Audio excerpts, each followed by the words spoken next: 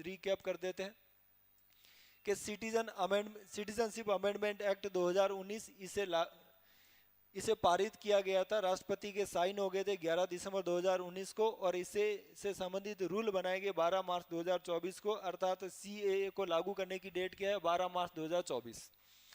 CAA है क्या कि जो भारत का नागरिकता संबंधित अधिनियम 1955 है, इस अधिनियम में कुछ ये संशोधन करता है। संशोधन से संबंधित प्रावधान सीएए में किए गए, और भारत में नागरिकता से संबंधित प्रावधान किसमें? तो अनुच्छेद 5 से लेकर अनुच्छेद 11 के मध्य, और ये संविधान का कौन सा भाग है? संविधान का दूसरा भाग है। फिर इसमें क्या प्रावधान किए गए? तो सीएए में पहला प्रावधान किए गए कि हमारे द्वारा नागरिकता प्रदान की जाएगी। नागरिकता किसको दी जाएगी? तो पाकिस्तान, बांग्लादेश और अफगानिस्तान में जो धार्मिक अल्पसंख्यक रह रहे हैं उनका उत्पीड़न हो गया है, जो अवैध रूप से भारत में आ गए हैं, उनको नागरिकता दी जाएगी।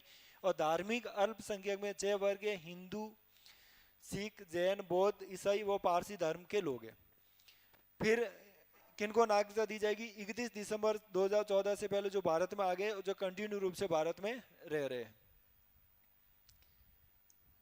फिर इसमें कहा गया कि सीए के नोटिफाई जो नियम बनाए गए कल की डेट में 12 मार्च, वो नियम क्या है कि कोई भी व्यक्ति अगर इसमें योग्य है तो वो ऑनलाइन आवेदन कर सकता है। जब वो ऑनलाइन आवेदन करेगा तो उसे डॉक्यूमेंट गवर्नमेंट को बताने होंगे, डॉक्यूमेंट देने होंगे, डॉक्यूमेंट को ऑनलाइन डिपॉजिट करना होगा, अपलोड करना होगा। तो कौन कौन से डॉक्यूमेंट? के संबंधित देश के दस्तावेज, जिस देश से ये व्यक्ति आया है उस देश के डॉक्यूमेंट देने होंगे, ताकि सरकार को ये प्रूव हो जाए कि वह उसी देश का व्यक्ति है जिस देश के लिए सरकार ने प्रावधान किए।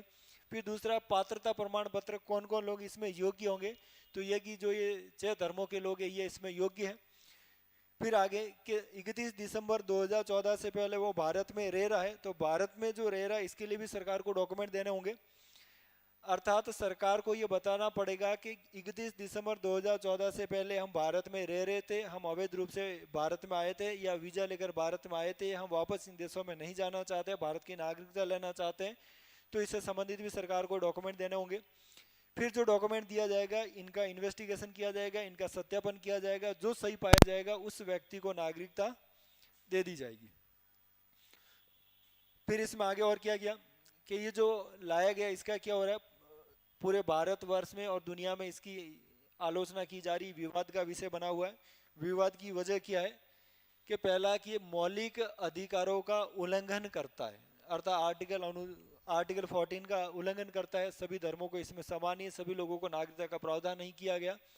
फिर दूसरा कि ये किसी एक विशेष समुदाय को टारगेट करता है, अर्थात इसमें श्रीलंका के तमिलों को, म्यांमार के रोहिंग्या को और पाकिस्तान के वोहरा समुदाय और अहमदिया समुदाय का इसमें प्रावधान नहीं किया गया, जबकि ये लोग भी वहाँ की सरकारों के द्वारा प्रताड़ित है। सरकारें तो नहीं कह सकते, वहाँ के लोगों के द्वारा प्रताड़ित है, इस वजह से यहाँ पर उन लोगों को भी दिक्कत है। फिर इसमें कहा गया कि इसकी अगर आपके द्वारा ये कानून लाया जाएगा तो इसकी वजह से आपके जो अंतर्राष्ट्रीय संबंध है देश के वो भी खराब होने की संभावना है। तो बहुत सारे लोग कहते हैं आप अंतर्राष्ट्रीय संबंधों को क्यों बिगाड़ रहे हो। फिर ये कहता है ये भारत की जो प्रगति है, भारत देश की जो एक इमेज है, ये भारत देश की इमेज है सर्वधर्म समभाव, अर्थात भारत सभी देशों के साथ में सर्वधर्म समभाव की भावना रखता है, इसको भी ठेस पहुंचाएगी। फिर भारत की जो वसुधैव कुटुंबकम यानी संपूर्ण विश्व मेरा परिवार है, इसकी अवधारणा को भी नुकसान पहुंचेगा। और फिर ये कहा जा रहा है कि जो असम है, असम के लोग भी बहुत ज़्यादा विरोध करें, जिसकी वजह असम एकॉर्ड 1985 जिसमें कहा गया था 25 मार्च 1971 के बाद में आने वाले किसी भी व्यक्ति को, किसी भी समुदाय का व्यक्ति है उसे नागरिकता नहीं दी जाएगी।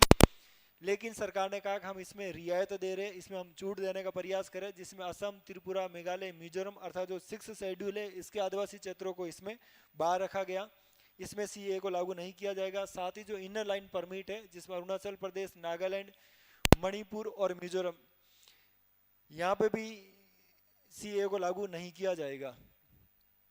फिर गवर्नमेंट ऑफ इंडिया के द्वारा आर्गुमेंट बताया जा रहा है। गवर्नमेंट ऑफ इंडिया कहती है कि ऐसी बात नहीं है कि हम किसी के साथ भेदभाव करें, ये कहता है कि हम नागरिकता से किसी को वंचित नहीं करें, हम केवल नागरिकता दे रहे हैं लोगों को, और उन लोगों को दे रहे हैं जो धार्मिक रूप से पीड़ित है, धार्मिक रूप से वहाँ पर पीड़ित हो गए थे, उनका धार्मिक उत्पीड़न किया गया, वहाँ पर उनको धार्मिक रूप से जबरदस्ती धर्मांतरण किया गया और वो अपने धर्म की रक्षा नहीं कर पा रहे थे, वो अपने धर्म का पालन नहीं कर पा रहे थे, इस वजह से वो देश छोड़कर भारत में आ गए। इस वजह से हम केवल उनको नागरिकता दे रहे हैं। और फिर सरकार कह रही है कि पाकिस्तान के द्वारा नेहरू जो लियाकत समझौता था 1950, इसका पालन नहीं किया गया, और इस समझौते के तहत कहा गया कि आपने अपने देश में जो भी अल्पसंख्यक है उनका प्रोटेक्शन किया जाएगा, उनका संरक्षण किया जाएगा, उनके साथ में भेदभाव नहीं किया जाएगा, जबकि आपने ऐसा नहीं किया। फिर भारत कह रहा है हम किसी भी शरणार्थी सम्मेलन का मतलब भागीदार नहीं है, हम किसी भी शरणार्थी सम्मेलन पर हमने साइन नहीं किए, इसके बावजूद हम किसी व्यक्ति को मतलब हम किसी भी समुदाय को और किसी भी व्यक्ति को आने वाला किसी भी समुदाय का व्यक्ति उसको हमने शरण दी है। फिर 1995 का जो मद्रास हाईकोर्ट का डिसीजन है, जिसमें वाद का नाम है डेविड जॉन हेपकिन या हॉपकिंस वाद है, इस वाद में भी कहा गया कि जो भारत की सरकार है ये किसी व्यक्ति को नागरिकता देने और नागरिकता लेने की असीमित शक्ति व पूर्ण अधिकार रखती है। तो सरकार कह रही है हम कानून के तहत करें, हम नियमों के तहत करें, हम किसी का कोई भेदभाव नहीं करें। तो इसी के साथ में बहुत बहुत धन्यवाद। उम्मीद है कि आपको ये समझ में आया होगा कि CAA है क्या। आप भी अपनी एक राय बनाइए कि एक्चुअली में CAA होता क्या। Thank you very much.